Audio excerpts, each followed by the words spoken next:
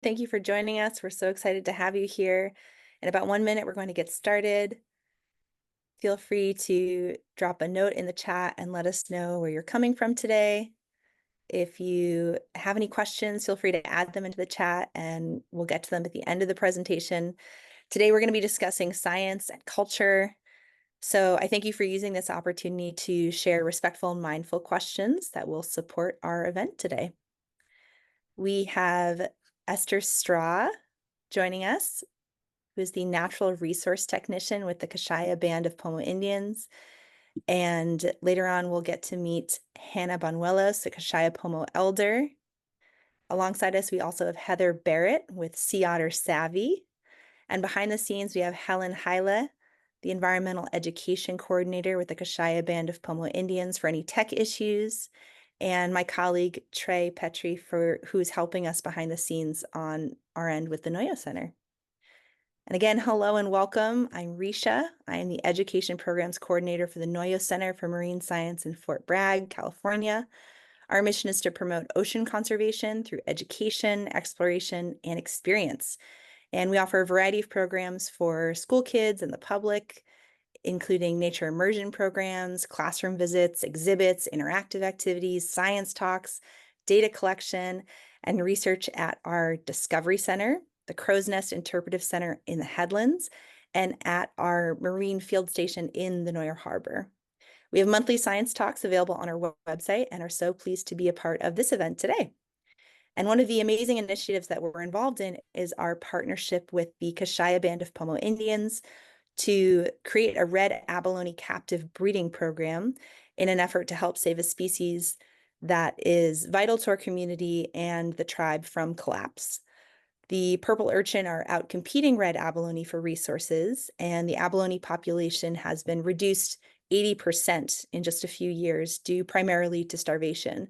And so in phase 1 of our project at the Noyo Center, we've engaged commercial urchin divers to reduce the grazing pressure around existing kelp habitat off of Kashia tribal land in Sonoma to create a larger kelp oasis zone for eventual abalone reintroduction. So tribal divers are now trained to be scientific divers and will monitor the ecosystem with the hope of seeing a transition back to a healthy kelp forest. So without sea otters in our local system, we are essentially doing the work that otters do by removing urchins that have gotten out of balance and threaten the kelp forest.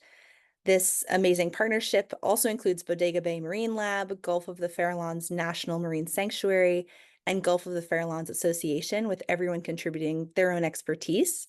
And at our marine field station, we're working on a related project to turn these empty urchin into a restorative seafood product. So this blue economy pilot project aims to create a sustainable way to keep removing urchin from the barrens and hopefully build resiliency in our kelp forests. So we're really excited to be working with Sea Otter Savvy and the Kashia people in many ways, including for this talk today. So it's a great honor to be a part of this opportunity, and we have a deep respect for co-managing resources guided by the leadership of the Kashia tribal government. And with that, I'd like to turn it over to Heather Barrett of Sea Otter Savvy to share more. Heather? Hi, thank you so much, Risha, and we're so excited to be here today and to hear this presentation. Just to give everyone a little bit of background, my name is Heather Barrett. I'm a sea otter biologist, and I'm the Science Communication Director for Sea Otter Savvy. And this week is Sea Otter Awareness Week. It is, we got one more day. Tomorrow's the last day, but for Friday, it's really excited to be here. Sea Otter Awareness Week occurs every year, the last full week of September. So you can go look at your calendar for next year and you can already mark it down. And it is an organized with partnership between Sea Otter Savvy, Defenders of Wildlife, California State Parks, Alaka Alliance, and Monterey Bay Aquarium. And we thank all of our collaborators like the Noyo Center that is here to join us in spreading this awareness. This year marks the 22nd year, and the theme is Together We Thrive. And so really we want to highlight the interconnectedness of humans, sea otters, and the environment. And it encourages communities, organizations, and individuals to work together for a healthier and more sustainable future. And this week also highlights one of our programs, which is to educate communities and stakeholders who are missing sea otters, and offers a survey for community involvement. Now, the Southern Sea Otter Range is currently from Gaviota State Park in the south of California to Año Nuevo State Park in the north of California. So just really central California. Now, sea otters did once inhabit all along the Pacific coast. They are ecologically and they are culturally significant. And there's increasing discussion regarding potential reintroduction to historical land habitats through Northern California and Oregon. To move forward with any of that, government agencies and the sea otter research community need to engage communities and stakeholders to hear their perspectives. So we want to hear from all of you. So if you're wondering what you can do after this presentation, please take the Sea Otter Recovery Survey and share your thoughts on possible reintroduction. Your voice really does matter. The links, the website, and the survey are going to be made available to you, and we want to hear whether it's questions, concerns, any of it. We want to hear from all of you. So thank you guys so much, and I am really excited to hear this presentation today. Thank you so much, Esther.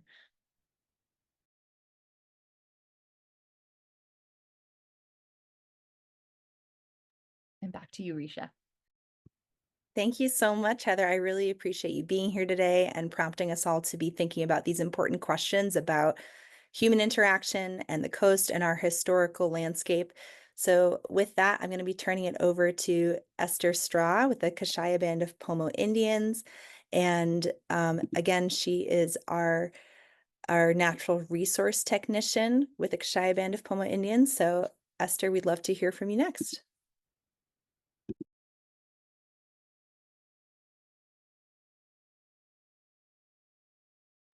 Oh, Esther, would you mind unmuting? Thank you so much. Hello. Sorry, just getting things set up. Alrighty. Hello, everyone. I'm Esther Straw, Kashia tribal member / natural resources technician. I'm also one of the scientific trained divers. I've been working here for about 2 years, and then I will be presenting today. So thank you for joining us. Today I will be sharing about the Ka'amos Wike, which is Kashia for sea otters in Kashia homelands. Okay. Some of the topics we will be covering today in this presentation are a brief history of Kashia people and our ancestral lands, Kashia's relationship with sea otters, and then we will also be talking about we'll be sharing a Kashia story that involves sea otters, which will be a video of my grandma, actually, Hannah Banuelos. She will be the one presenting that story. And then projects that our tribe is involved in to support sea otter reintroduction.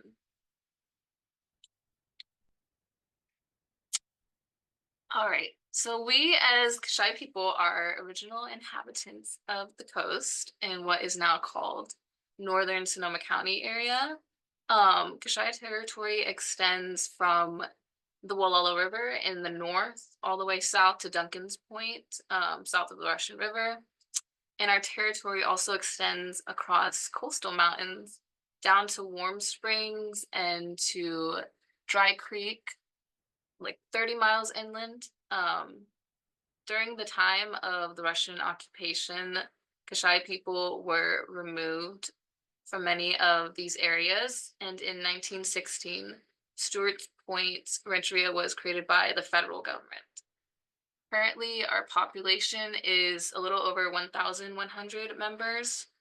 In 2015, we actually reacquired 678 acres of coastal territory, which we call now the Kashia Coastal Reserve.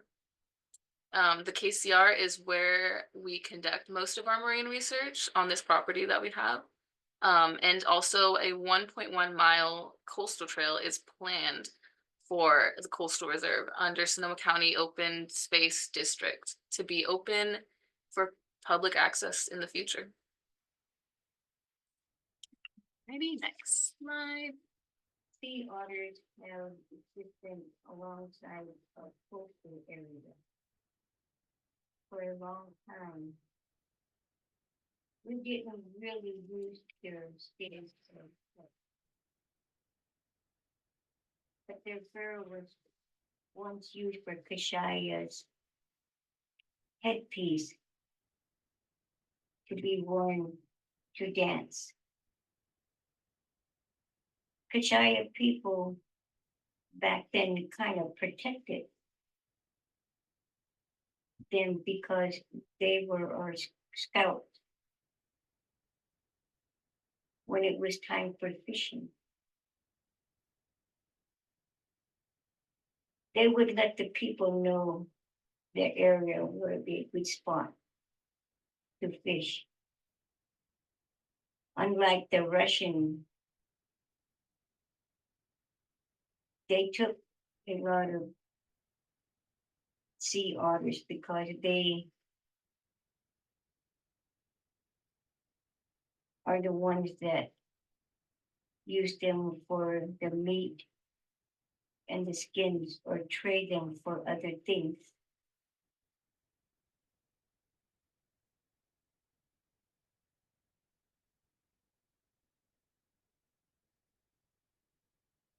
Our people just pretty much protected them.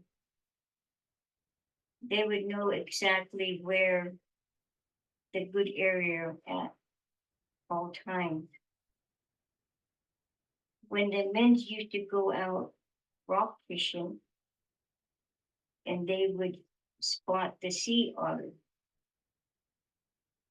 and there was a lot of them, then they knew that was the spot to go to. Then they really could get a lot of fish for their family. Alrighty. So that was Hannah Benuelos, tribal elder, and my grandma. And the next story, she is going to be sharing the oh, okay. A story that was recorded in September 1958 by tribal member Herman James. This story describes the impact the Russian fur hunters had on the sea otter population in Kashia waters. It is called The Hunting Sea Otter and Farming. If the volume's low, I apologize. So you might want to turn up your volume right now. Oh. I'm going to talk about what the undersea people did. When they first came up, they lived at Martinez. After a while, they arrived during what we call leaving out time. The land was already starting to warm up. When they had been traveling for 6 months, they sailed south from there. Sailing along, they were long overdue. They must have found what we call otter. Otter skin is valuable. They sell one skin for a lot. When they arrived back, they talked about it. Their own people, the undersea people, the Indians didn't know about that yet. After a while, they built a slightly larger boat with everything: food, guns, ammunition. Having gotten everything ready, they sailed off at canoe time.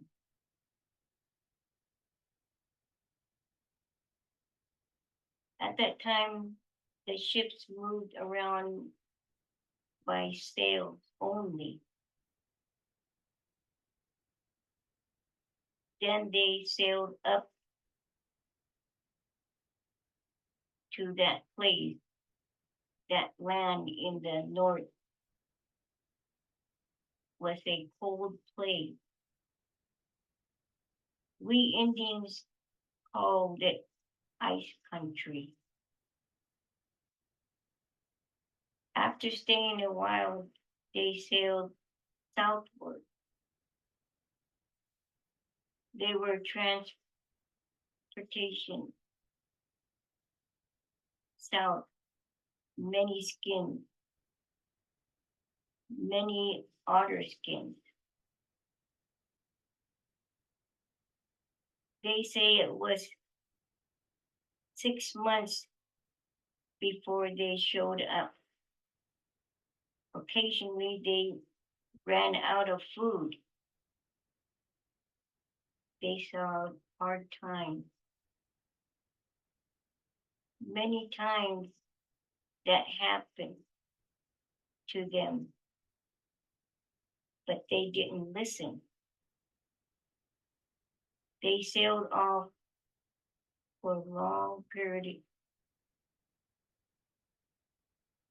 and sold those skins. When they sold skins, they made quite a lot of money. Other things they didn't do much. They only did that work. They went hunting in the north.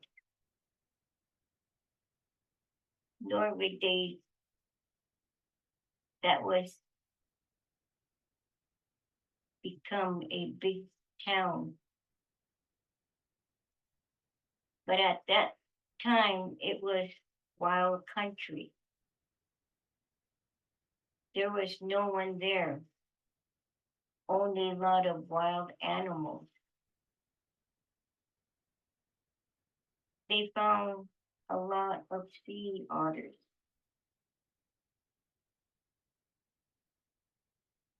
They are said to have killed quite a few in one day, about 20 or 30.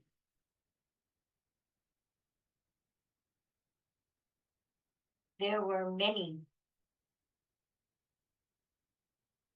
about 200 or 300 skins when they returned it.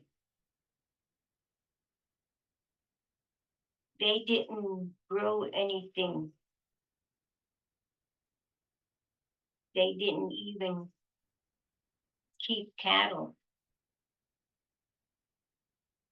They only did that one thing. After a while, the others took over the operation of the ship, letting them relax and just live on the boat while being fed. They just turned back on the way without otter skin. That's what they say they did, realizing they didn't get them anymore.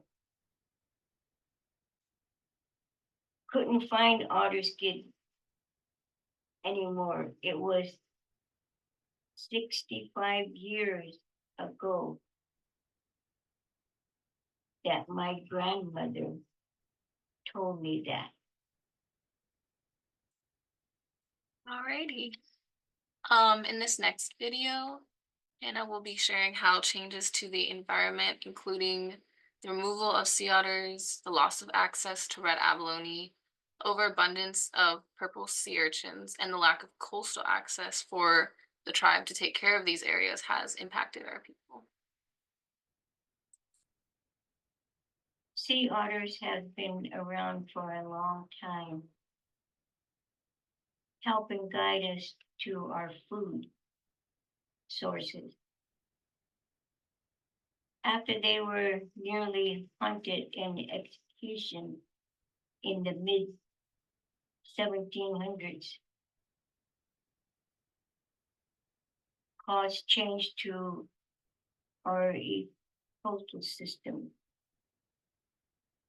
that we are affected by today. Without the sea otters present,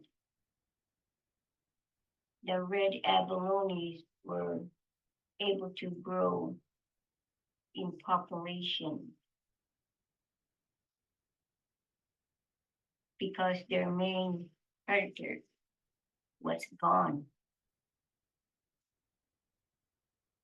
The population grew in our waters. It soon became a successful market for fishermen. Chinese immigrants and Japanese immigrants. Our people were already pushed out of our coastal land and had been forcibly moved inland by this time.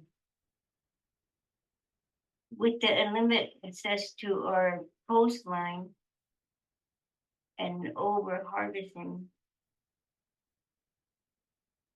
from competing groups, access to abalone became more difficult by 1997. Recreational harvesting of red abalone was banned on the northern coast. The balance in the coast system was disputed, and we soon lost access to our traditional food and the ability to exploit our coastal environment.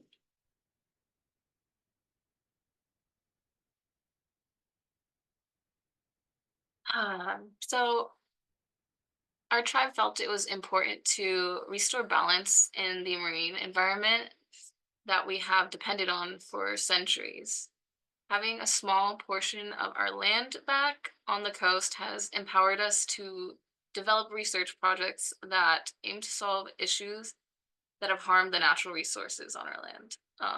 The goal is to restore tribal stewardship to the management of this landscape using knowledge, the tribal knowledge that goes back thousands of years. On this slide, you'll see all of the projects we're working on. We have abalone aquaculture and restoration, building scientific dive team, which I am part of, sea urchin removal, kelp reforestation and monitoring, seaweed monitoring and 3D tidal monitoring, and then harmful algal bloom sampling of mussels and phytoplankton. So Kashia is in partnership with UC Davis Bodega Marine Lab conducting experiments on meal feeds for red abalone in captivity. The experiment's aim is to provide a nutritious alternative feed due to the limited availability of kelp. Kelp is a staple food for abalone, and the lack of abundance of kelp has adversely affected red abalone in the wild. This experiment aims to find alternative feeds to sustainably support abalone in captivity. Our tribe has future plans to increase access to traditional foods such as this abalone for tribal members and create an economic opportunity for us by establishing a Kashia abalone farm.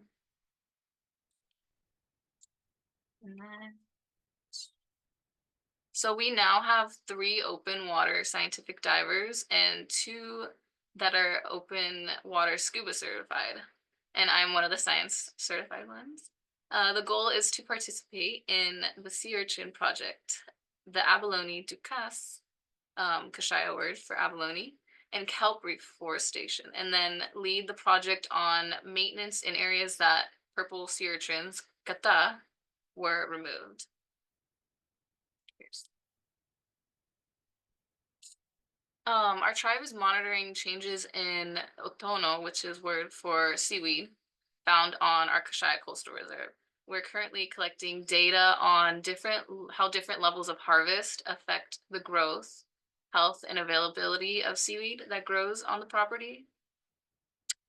We are also conducting intertidal digital ecological surveys, TIDES for short, across 5 locations within Kashia territory. The goal is to track seasonal and annual changes in the intertidal zones to further inform marine management decisions and measure algal and seaweed species abundance and marine ecosystem health. The 3D habitat model provides a visual representation of seasonal, oh, they said that, but yeah, that's one of my favorite projects is the 3D tidal monitoring. It's a very big project in our department, and it's a lot of manpower, but it's really fun.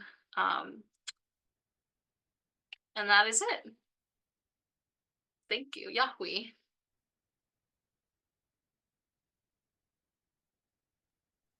Thank you so much, Esther. I'm so grateful that we could spend this time with you today. And at this point, I want to invite folks who have tuned in to share their questions if they have them in the chat, and I will be able to share them out with Heather and Esther who are here. Let's see. I see that we have 2 questions to start with, and it looks like this question is for Esther. What is the future goal of the abalone aquaculture project, and will the tribe move forward with going commercial for this project? So our tribe has plans not only to restore the red abalone population in our coastal homelands, but to also create a thriving, sustainable market for abalone again. It is a way to provide access to our indigenous foods for our people and also create economic opportunities for our people while still focusing on reciprocity between us and the ocean.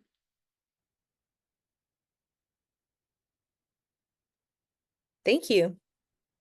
And I see another question here.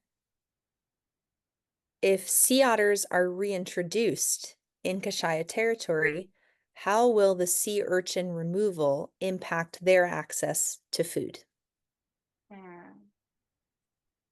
So we know that sea otters are keystone species that help control the sea urchin population.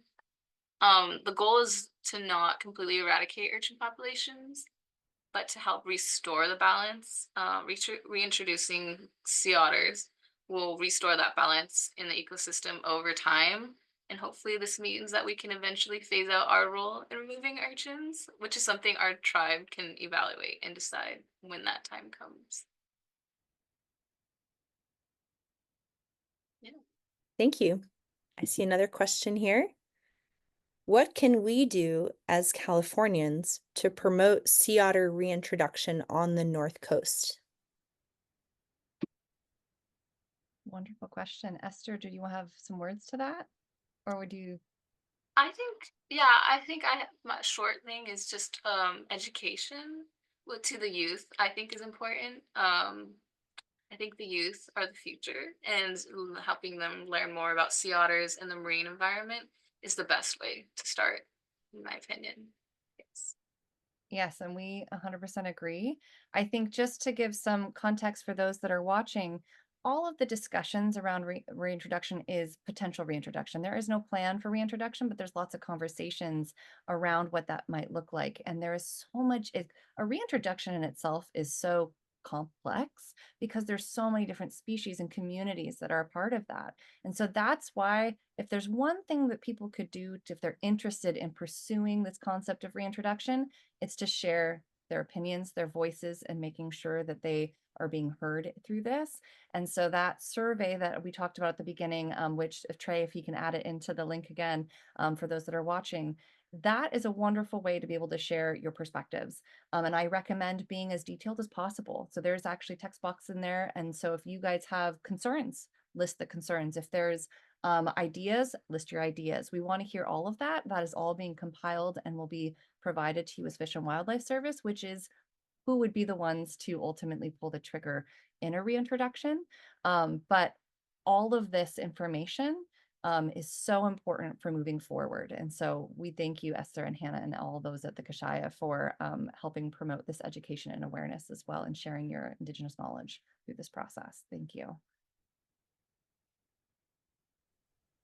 I have another question, and maybe this is for both Heather and Esther. What are some common misconceptions about sea otters, their habitat, or reintroduction that you feel are important to clarify for folks who are learning about this issue? That's a really good question. So I might jump in, and Esther, if you have anything to add, please do jump in with me. Well, first off, there are always some misconceptions, and I think that goes hand in hand, even when we do outreach and education, and then social media can run rampant with certain things. So there's some basic stuff about how sea otters fit into our ecosystem. One of them that has come up, I think, more recently, and sometimes in the past, especially when talking to communities in Northern California, is there's a misconception that sea otters eat kelp and that sea otters also eat fish. And so that, is not necessarily true. So sea otters do not, they can nibble on kelp. I think I've seen a couple nibble on it, but it's not part of their ingestion. It's not where they're getting all of their nutrition. So sea otters eat invertebrates like the urchins we were talking about, like abalone. They are voracious eaters. So no one's going to lie to you. Sea otters do eat a lot. And that's the reason why they are a keystone species, is because that voracious appetite allows them to keep those grazers in check. So no one's gonna, I think that's also that misconception, is that there's a lot to understand and unpack when we talk about if we reintroduce that apex predator back into that system, are they going to eat a lot of the invertebrates? Yes. No one's going to say that they aren't going to eat those invertebrates. It's more about this idea of restoring, and that can take time. So understanding a time lag and what that means, and also understanding amount. I think people think when they talk about reintroduction or potential reintroductions, people think, oh my God, 1,000 sea otters are going to show up off our shore. They're going to eat up everything. It's all going to disappear. And now we don't have a crystal ball, so maybe that would happen. But from all the research and all the understanding of past translocations and reintroductions, especially off of this particular coastline, it doesn't have a lot of inlets. It's not like Southeast Alaska where you have all these little islands and there's lots of surface area, right? It's actually just a few bays and estuaries, but it's a pretty long coast. And so when you talk about that linearly, it's more difficult for a population to restore, because you're not having that all of that surface area and those sort of inlets where they can stay protected. And so that's something I think that's a misconception as well, is that it just would explode with sea otters. And I think that current modeling, which is going on now to better understand what would happen, it's actually quite slow. And so that's that big question of like, is reintroduction even, a good idea? And so that question is still being talked about. And so that's why making sure we educate communities, bring them into this process early, find out where there's spots where there's the higher concerns, and make sure, like Esther said, we educate youth, because by the time, this isn't going to be next year. This takes time to be able to build this knowledge, and they're going to be growing up and they're going to be in these systems and taking care of these systems. And so making sure they're part of this process and their voices are heard is incredibly important. Yeah. Thank you. Esther, is there anything you wanted to add to that point about misconceptions that folks might have about sea otters, about their place in the ecosystem, about their place in their cultural relevance for the Kashia? Is there anything you'd like to add? Yeah, I just wanted to emphasize the fact that, as Heather said, they're not a competitor for marine resources. They're a huge keystone species in help balancing the marine resources and the urchins specifically. And that they were mainly a fishing partner for us, not something that we hunted usually. And they're kind of like they're our fishing partner. They helped us, find where the food was. They were mainly an indicator for us.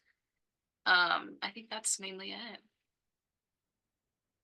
And I just want to say thank you for you and your grandmother sharing that story, because that's amazing to hear, because you don't think about it. It is when you're sitting at the surface and you're not willing to necessarily go dive down just right ahead. You can look at the different species around you and use them as these indicators and as a helper to help you find stuff. And it's amazing to think about that relationship. And so hopefully we do hope that that relationship can be restored for the future. I think the question was there particular information that people might not have access to, but might be interested in? And I obviously am not coming from the cultural side of this, but maybe from the science side of it, would be that there is a lot of sea otter research going on. So I do think that some people aren't aware how much research is going on at one time. And there is a pretty tight-knit sea otter research community. And so we are all coming together and talking to each other in this sort of collaborative network to discuss what are the concerns, what are the issues, what are the missing pieces. I mean, it's amazing when you talk about science, and I think Esther, with the group, the stuff that you're doing there, same thing. There's so many questions, right? You can get so many questions answered and you create this foundation, but from every question, trust me, there's like 3 more science questions that come from that. And then that kind of builds off of each other. But I think what we're trying to do really now is fill in those holes. And a lot of those holes end up being making sure that we understand the history, we understand the cultural significance. And so that's why we've reached out, and we would love to be able to work with Kashia and all the other Northern California tribes. So anyone else that is interested in collaborating and learning more and participating and sharing their voices, we would love to hear from you. And you can find us at seaottersavvy.org as well. But yes, voices, that is, I think, the key of this conversation, of any reintroduction, of potential reintroduction, which I think is different than past, right? I think in history, it's always just been, we're going to do it and we're going to do it our way. It's not what this is going to be. This is all about community, and we are a greater community together. And that's sort of the emphasis of this year's logo, right? Together we thrive, and the meaning behind Sea Otter Awareness Week. So yeah, thank you. Thank you. And I am reflecting on our time together today. We learned a little bit about what the Noyo Center is doing in terms of education and research to support red abalone reintroduction, and sharing more with the public and schools and program participants about the historical significance of sea otters in our area. Then we moved into hearing from Esther about the cultural significance of the sea otters. And now we've had a chance to reflect on some questions about what's next. So we've had sort of a past, present, and now we're talking more about the future. And I do think, Heather, that we would love to hear more from you about next steps. We heard an invitation from Esther to connect directly from folks who are interested in volunteering, especially with the 3D kelp forest work that's happening.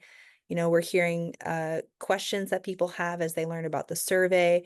And I'm wondering if you can share more about the logistical process that this survey is contributing to, so that when we think about that theme of better together, we can more clearly picture how our individual contributions connect to this big picture and this bigger story. So Heather, I would love to hear more from you about what this process looks like when people decide to give their feedback in the survey.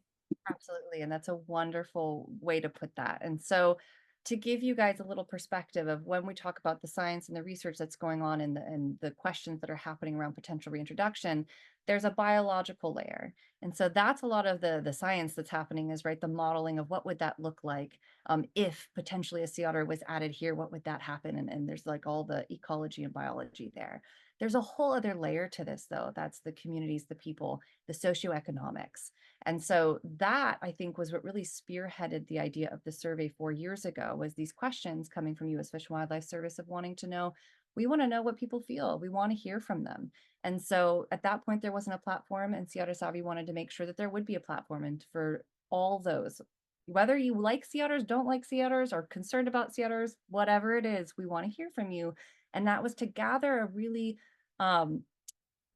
we wanted to make sure we're reaching everyone, so that way we could get kind of an idea of what's the temperature gauge of happening right now and feelings around potential reintroduction, if we're able to each year during Sea Otter Awareness Week to also give understanding and context. So that's why the website was made, to make sure that people have their questions answered.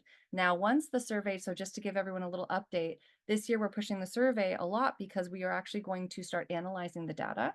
And when you take the survey, you'll notice that there's a caveat that your answers are going to be used for this, and that it will be ultimately shared with U.S. Fish and Wildlife Service. Those are going to be shared in a presentation at the Society of Marine Mammalogy in Perth, Australia this year. So we're going to share what's sort of the results of that. And then we're going to be putting together a report that will be shared to U.S. Fish and Wildlife Service, and also shared out to public and shared on our website. So this is the first layer. And we have also met with socioeconomic specialists who essentially say that's the first step. You want to get people's opinions. And once we get that gauge, then there's likely for more surveys, likely for more engagement. But that's really the first step, is to make sure that we can contact people, make those opportunities for voices to be heard.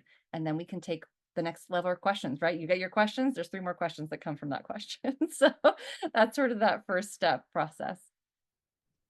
Thank you. I'm hearing you talk about the fact that this better together concept not only starts locally, and that as an individual, someone could take this survey and be connected to a larger data collection of other people who are also taking the survey, but that has real implications for regional and even global conversations.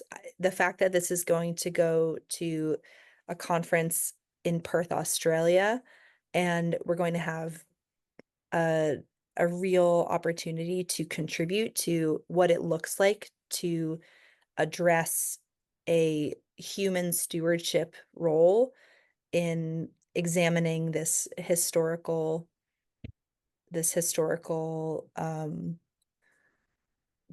moment that we have to evaluate what our habitats look like and what do we want to do about it. So I appreciate that you have walked us through what that can look like, and emphasized to people who are tuning in that they can make a difference by sharing what they think and what they are curious about. And I see another question here in the chat. Where can you see sea otters on the California coast? If I love sea otters and I want to go see them, where should I go, and what's the best way to make that happen? Absolutely. So the southern sea otter, which is our California sea otter, it's the smallest of the subspecies, is only found in Central California, which is why those discussions of potential reintroduction are started. But they're between Año Nuevo State Park to Gaviota State Park. So if you want the best place to go see a sea otter, well, we have our viewing stations, and they are going to be open tomorrow as well. You can drive down to Moss Landing. There's Sea Harvest has a viewing station. There, you can see them at the Mono Bay Aquarium. Those are not wild. Those would be the in-house ones if you want to get real close. If you are ever down towards the south, Morro Bay, in front of Lisamu, the rock, you have an amazing opportunity to see moms and pups really, really close up. We just recommend being, it's a nursery zone, but you can see them from land. Elkhorn Slough is an amazing opportunity. You can take kayaks in some of the boats that we work with. We work with a cause program, those that are certified for wildlife viewing. That can take you up the slough as well. So there's a lot of different opportunities to see them. And hopefully with more conversations around potential reintroduction, maybe that can be closer to home if you're in Northern California. But there are some virtual ways. So that's, you can also go back and see some of our virtual flip down the coast and see them that way as well. But yeah, wonderful question. Thank you. And I also want to invite folks to come visit the Noyo Center in Fort Bragg on the Mendocino coast if you would like to see more more science about sea otters, and to see an actual skeleton specimen and a pelt from an otter that withstood a shark bite. We were part of a stranding network with the Marine Mammal Center, even all the way up here. So we do work with volunteers to support finding marine mammals that are sick or injured. So if you are in one of those areas that Heather mentioned and you have questions about whether an animal is in distress, you can actually call someone and who's part of our stranding network with the Marine Mammal Center, and they'll be able to walk you through in real time how to evaluate whether the animal actually needs intervention or if what you're seeing is normal. So there's lots of ways to learn about sea otters from lots of different perspectives. And I love that, Heather, you've outlined for us a couple different fantastic weekend getaways for anyone who's tuning in. I'm wondering at this point, I see that we've had a really full talk today all together. We've heard a lot, excuse me, from our guests, and I want to offer one more opportunity in our short remaining time for either Esther or Heather to share anything else that you feel like you would like to make sure our audience gets a chance to mull over or reflect on or take away to someone who they might end up sharing this talk with. What are some final thoughts you have in our time together today?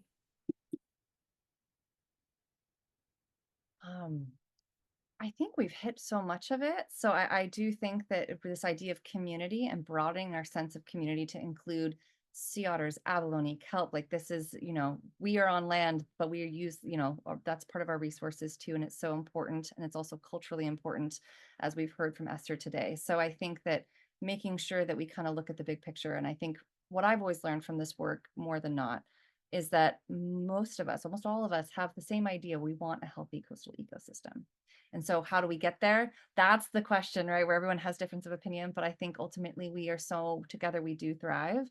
And I just hope that everyone is able to share their voices in that and reach out to Esther if they can volunteer. I think that's a wonderful way if you're up in that community. And same with Sea Otter Staff, if you're interested in volunteering with us, we take volunteers as well. So we look forward to being more part and being a larger community together. Yeah, I agree.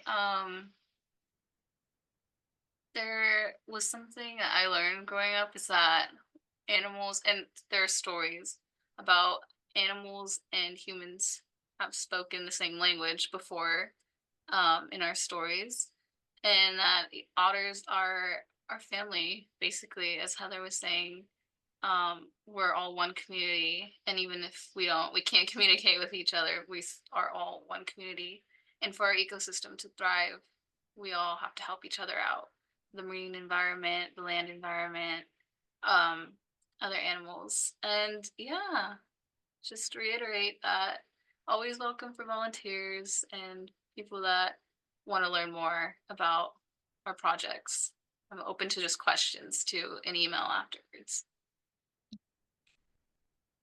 Thank you so much. I really appreciate that gracious offer to be contacted directly. And it sounds like we have a lot of inroads for folks who have tuned in to take a next step, learn more, take the survey, share their thoughts, consider volunteering. And I want to remind folks that they can share this talk on the Sea Otter Savvy website and the Noyo Center website as well. And I want to invite folks to consider reviewing our other recorded talks. We have science talks once a month, and I'm so grateful that the Noyo Center was a part of this opportunity this month for Sea Otter Awareness Week. So thank you, Heather, and thank you, Esther. Thank you to Trey and Helen behind the scenes for making this happen. And thank you everyone for tuning in today. I wish you well and look forward to hearing more from folks who reach out next. Who's to say what we can do when we thrive together and come together? So thank you, everyone. Have a good afternoon.